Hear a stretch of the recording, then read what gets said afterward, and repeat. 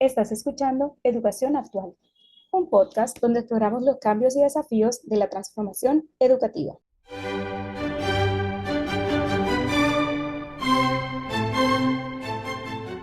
Hola, hola, yo soy Livia Caballero y te doy la bienvenida a este nuevo episodio de tu podcast favorito, un podcast que aborda temas de actualidad sobre educación, pedagogía, docencia y cualquier tema que sea de importancia en el contexto educativo. El episodio de hoy se titula Educación virtual. ¿Estamos listos para un nuevo desafío?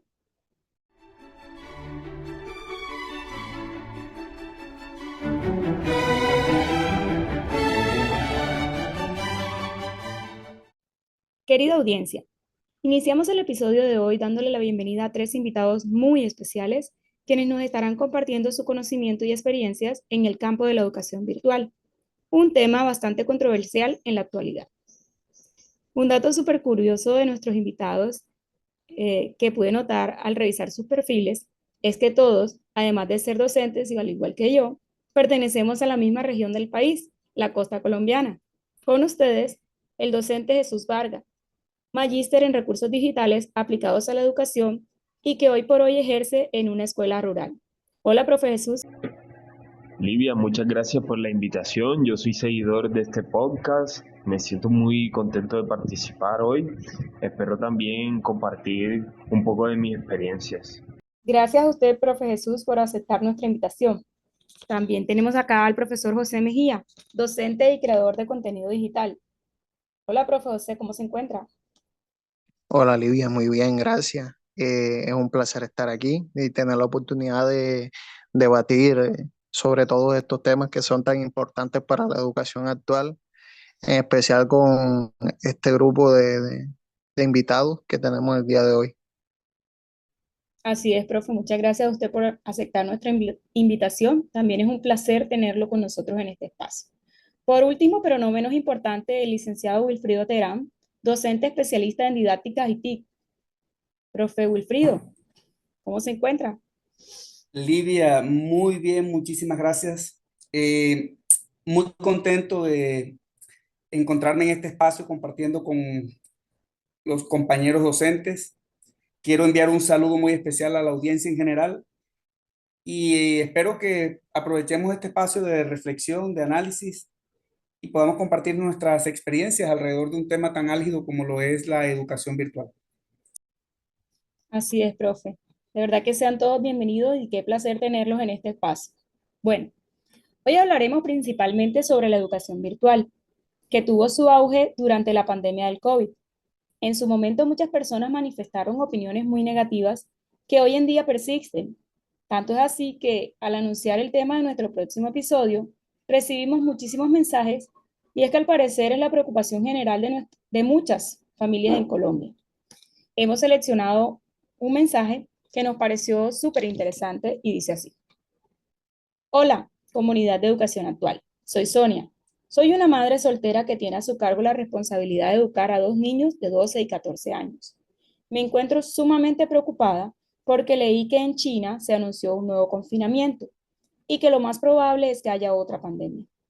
Durante la cuarentena mis hijos estudiaron en línea y además de que eso fue una tortura para ellos y para mí, siento que ellos no aprendieron absolutamente nada. Me pregunto entonces, ¿será que la educación virtual sí es efectiva? Agradezco que puedan aclarar mis dudas y los felicito por su programa.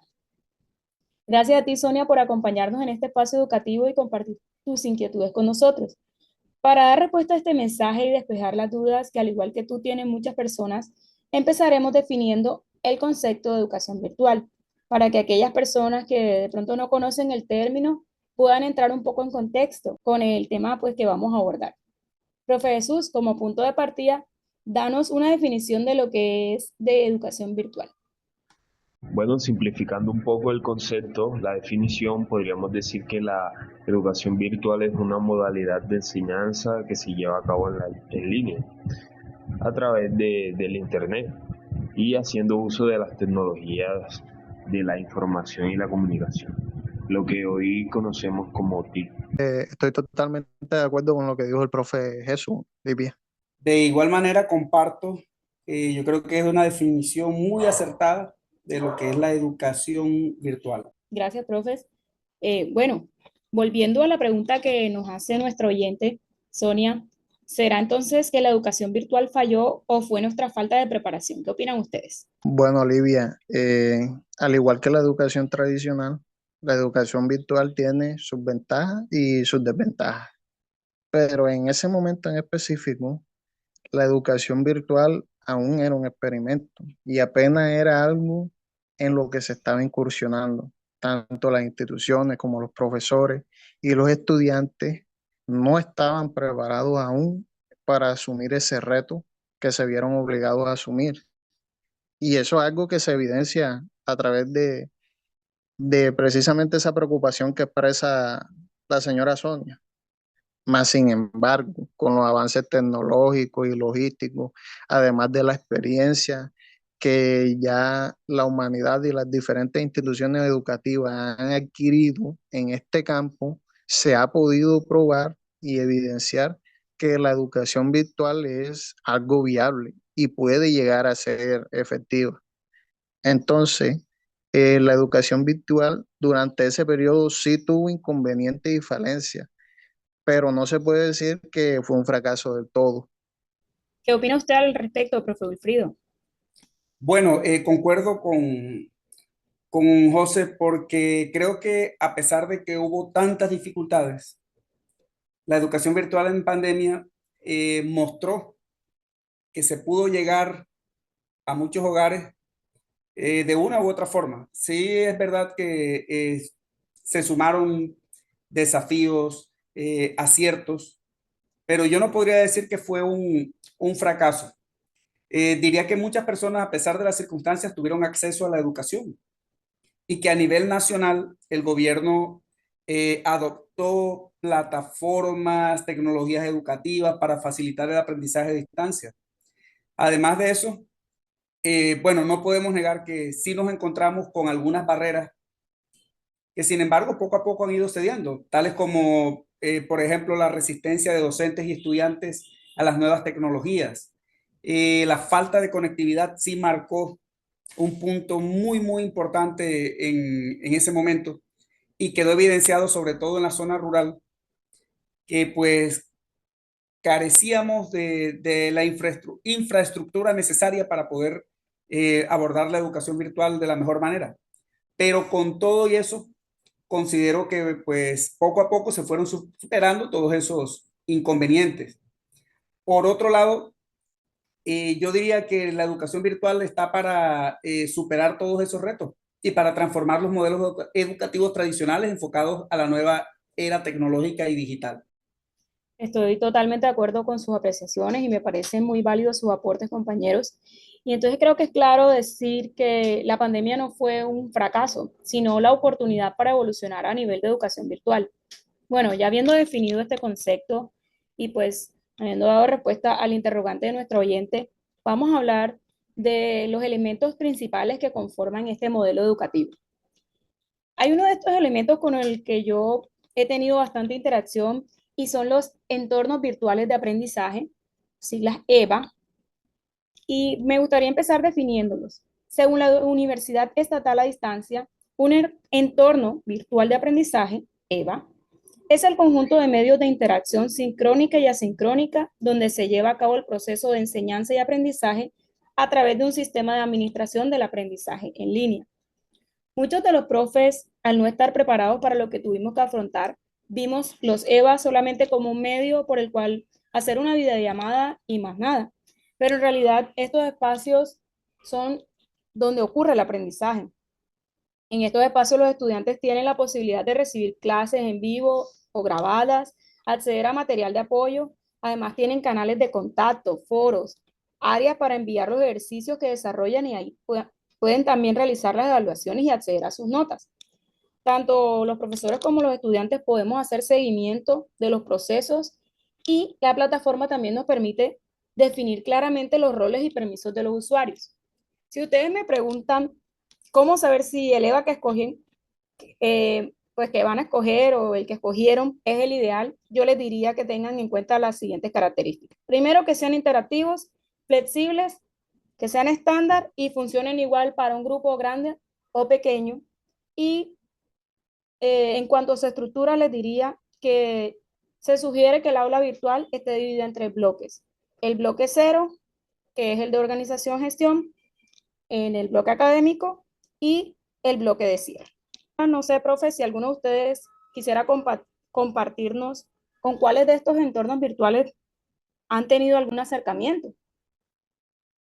Claro que sí, Lidia. En nuestra escuela accedimos a trabajar con Google Classroom. También en la universidad nos apoyamos con Moodle, Edmodo, Blackboard y bueno, algunas otras más que son igual de buenas. Así es, profe, todas estas plataformas son maravillosas. Me gustaría pues que siguiéramos ampliando un poco estos conceptos que son tan relevantes a la hora de, digámoslo así, garantizar el éxito del proceso de enseñanza-aprendizaje en el ámbito de la educación virtual. Me gustaría escuchar la explicación del profe Wilfrido sobre qué vienen siendo, profe, los recursos educativos digitales y qué rol juegan en este proceso de aprender y de enseñar. Bueno, Livia, los recursos educativos digitales cumplen un rol fundamental en el proceso de la educación virtual. Hay que tener en cuenta que estos recursos permiten enriquecer el proceso de enseñanza-aprendizaje, utilizando pues todos los recursos, valga la redundancia, digitales disponibles. Podemos encontrar gran variedad, como por ejemplo videos interactivos, simulaciones, infografías, ebooks, plataformas de aprendizaje, aplicaciones educativas y muchos más. Tienen una ventaja y es que son flexibles, son adaptables a las necesidades de los estudiantes, lo que facilita un aprendizaje personalizado y autónomo. Además, los recursos educativos digitales fomentan la creatividad, la innovación, tanto en docentes como en estudiantes. Eh, digamos que juegan, como decía, son una pieza fundamental en todo el proceso y su papel es crucial. Profe, completamente de acuerdo. Y bueno, continuando con estos conceptos, nos encontramos con uno que es particularmente interesante porque muchas veces causa confusión, con el que ya yo mencioné previamente, y son los ambientes virtuales de aprendizaje. Profe José, ¿podría entonces aclararnos el concepto de los ABA? Bueno, Livia, es tal y como dice, a simple vista se puede generar cierta confusión entre estos dos conceptos. Y es que con solo escuchar sus nombres, entornos virtuales de aprendizaje, EVA, y ambientes virtuales de aprendizaje, cualquiera puede decir, ajá, y no es lo mismo, pero lo cierto es que no, no son lo mismo, dado que ambos se pueden definir como plataformas que utilizan herramientas informáticas para facilitar la interacción entre profesores y alumnos, pero los ambientes virtuales de aprendizaje, los ABA, son una forma ampliada o extendida de los entornos virtuales de aprendizaje, EVA.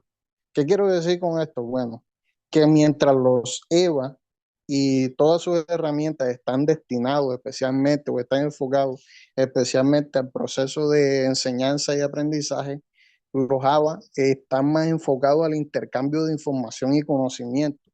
Por ejemplo, las plataformas como Moodle están más enfocadas al desarrollo de clases y ese tipo de actividades, por lo que son más un EVA. Por otro lado, herramientas como la wiki, los blogs y este mismo podcast están más enfocadas al intercambio de información, por lo que son más un ABA. Pero lo cierto es que es difícil de dibujar las líneas que unen ambos conceptos, como las dos caras de una misma moneda. Es muy interesante ver cómo todos estos conceptos se entrelazan. Y bueno, hablando un poco de integración, profe Jesús, ¿qué nos puede ofrecer la educación virtual más allá de lo que conocemos hoy en día? Está bien, lo que conocemos hoy en día es que la educación virtual es algo aún nuevo, por lo que el docente debe ser también un autodidacta en este sentido. Y compañeros, ustedes me preguntarán por qué. Es sencillamente porque hoy en día nuestras clases siguen siendo muy tradicionales. Entramos en cualquier aula y vemos que los recursos digitales, las herramientas digitales y virtuales son escasas. Entonces, estamos llamados a incorporar todas esas herramientas hoy en día, porque es algo que facilita el aprendizaje y tiene mucho por ofrecer. Bueno, y existe una cantidad considerable de herramientas o también le podemos llamar software. Entre ellas hablaré de las más conocidas por los profes. GeoGebra, una aplicación, un software muy interactivo que ayuda a los profesores de matemáticas a enseñar las temáticas como funciones, también las áreas de las figuras. Es muy interactivo y también se le puede ofrecer al estudiante para que él interactúe con esa aplicación y genere conocimiento a través de esa herramienta. Por otro lado, tenemos otra aplicación que puede ser usada por los profes de inglés, que es la famosa aplicación de Duolingo. Es una aplicación que te reta, te crea un hábito de aprendizaje y también es muy interactiva y es una aplicación que te ayuda a aprender progresivamente con el tiempo. Khan Academy. Esa aplicación es una buena herramienta para los profes y obviamente también para los estudiantes, pero más para los profes porque ahí nosotros podemos organizar la información de una temática y ayudarnos a colgar videos de YouTube, videos también que podamos hacer nosotros o que encontremos por ahí por internet para reforzar todos esos contenidos que nosotros queremos hacerle llegar al estudiante. Classroom también perfecto para organizar las actividades y hacerle llegar al estudiante sus actividades y que él las pueda subir a esa plataforma. Y bueno, también voy a hablar de esas herramientas generales, no voy a hablar de software en específico, pero sí esas herramientas generales que nosotros podemos utilizar, como por ejemplo la famosa inteligencia artificial. Es una herramienta muy poderosa que hoy por hoy nos ayuda a estudiantes y docentes. La realidad virtual y aumentada. Qué maravilloso sería que en un aula de clase cada uno de los estudiantes tuviese ese aparatico que se ponen en los ojos y puedan observar las partes de una célula. Eso es un impacto muy grande para los estudiantes. Simulaciones, al igual que la realidad aumentada, da una sensación de estar sumergido en esos conceptos. Y los juegos educativos es algo tremendamente llamativo para que el estudiante se conecte y se motive con esas, digamos, esas temáticas que en un primer momento les suelen ser un poco apáticas. Entonces, todos esos recursos nosotros los denominamos como objetos virtuales de aprendizaje y se caracterizan por facilitar el aprendizaje, ser interactivo, desarrollar la autonomía de los estudiantes, que es algo supremamente importante cuando se habla de educación virtual. También son accesibles, personalizan la educación, entre otros beneficios que tenemos. Maravilloso tener en cuenta la importancia de todos estos recursos. Pero bueno, profe, eh, aprovechemos y me cuentas cuáles son los principales retos que enfrenta un docente al intentar integrar un OVA en su clase. Claro que sí, Livia. Hay muchos retos y muchas dificultades, comenzando con el acceso al Internet. Yo que soy un docente rural me encuentro con ciertas dificultades de esta índole, pero tenemos alternativas de descargar estos objetos virtuales de aprendizaje. Voy a poner unos ejemplos. Videos explicativos, videos interactivos, aplicaciones como GeoGebra, Microsoft Office, son aplicaciones y recursos que podemos descargar y llevarlos en nuestro computador o por una USB. Estamos llamados a reinventar la educación en este sentido de la virtualidad, porque me preguntarán, porque tiene mucho por ofrecer y hay muchos recursos online y muchos objetos virtuales que nos ayudan a potencializar el aprendizaje de los estudiantes. De verdad que este ha sido un espacio muy enriquecedor para cada uno de nosotros y nuestra querida audiencia. Ya para ir cerrando esta conversación tan edificante, me gustaría que compartiéramos, bueno, no sé, alguna experiencia que hayamos tenido con la educación virtual. Sé cuál de ustedes gusta compartir su experiencia, profes. Bueno, desde mis primeros pasos en la creación de contenido digital, se dieron durante esa época, durante la época del COVID-19, en donde al igual que la mayoría de otros docentes me tocó reinventarme y me tocó pensar en nuevas formas de continuar el proceso educativo con mis estudiantes.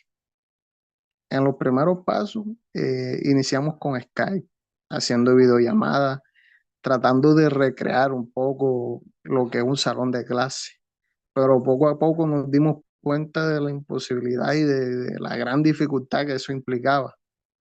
No todos tenían a la mano los dispositivos necesarios o las herramientas necesarias para trabajar con esos medios. Entonces decidí empezar a hacer videos en YouTube sobre mis clases para que se acomodaran un poco más los estudiantes en la medida en que ellos pudieran. Vieran los videos, vieran las clases, cuántas veces fuera necesario, eh, o en el momento en que ellos les pareciera más apropiado para que no se atrasaran. Así fue como inicié con todo esto del asunto de YouTube. Me empapé de las redes sociales, de la tecnología, comencé a aprender del tema y fui mejorando cada día más. Cada vez mis videos fueron mejor, fueron más vistos, ya comenzaron a gustar, ya no solamente por mis estudiantes, también por estudiantes de otras instituciones, de otros lados. Comencé a crecer, a ganar vistas, algo así como Julio Profe.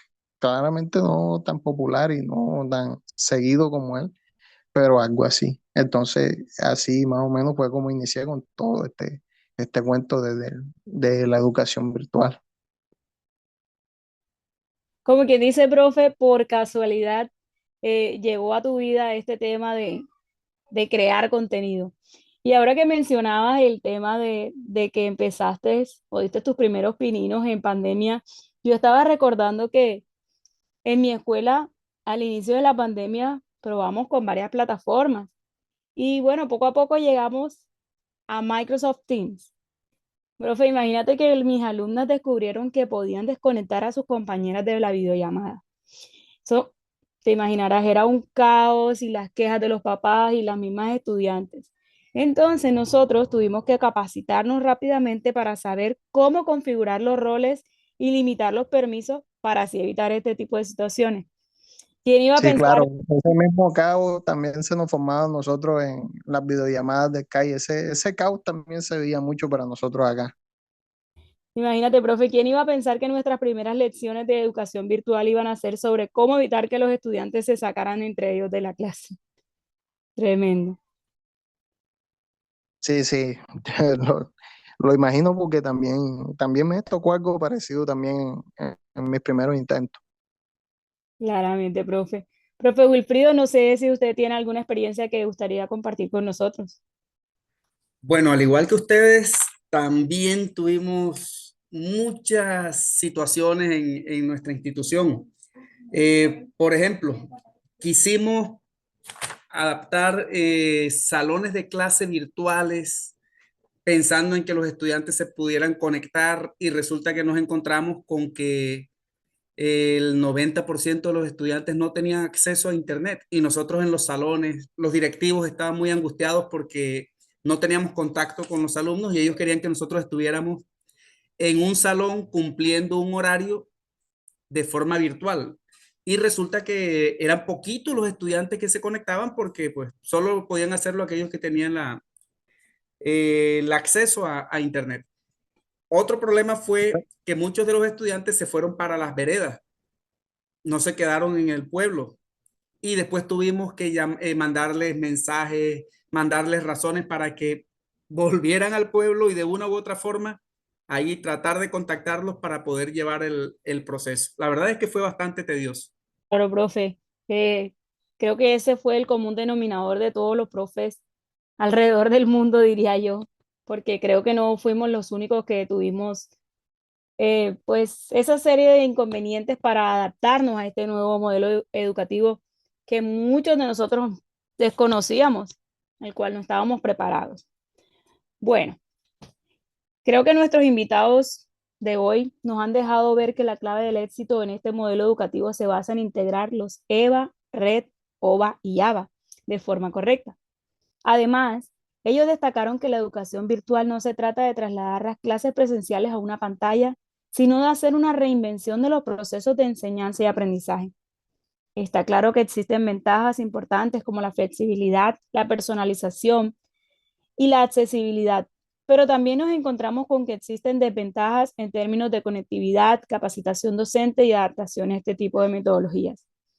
Pero si existe un compromiso real tanto de estudiantes como de docentes en este proceso, está claro que este modelo educativo nos ofrecerá experiencias de aprendizaje muy significativas. Antes de despedirnos, quiero agradecer a nuestros invitados por compartir su conocimiento y experiencia con nosotros.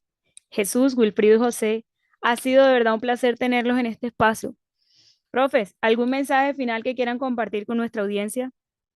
Bueno, yo finalizo invitando a todos los docentes a que hagan uso de esas herramientas digitales que pudimos escuchar hoy, a que reflexionemos sobre esas anécdotas y a los estudiantes que puedan darle la oportunidad a la educación virtual, porque realmente es una educación que se está planeando bien y tiene mucho por ofrecer y es muy eficiente. Bueno, Livia, nuevamente dar las gracias por la invitación a este espacio tan agradable.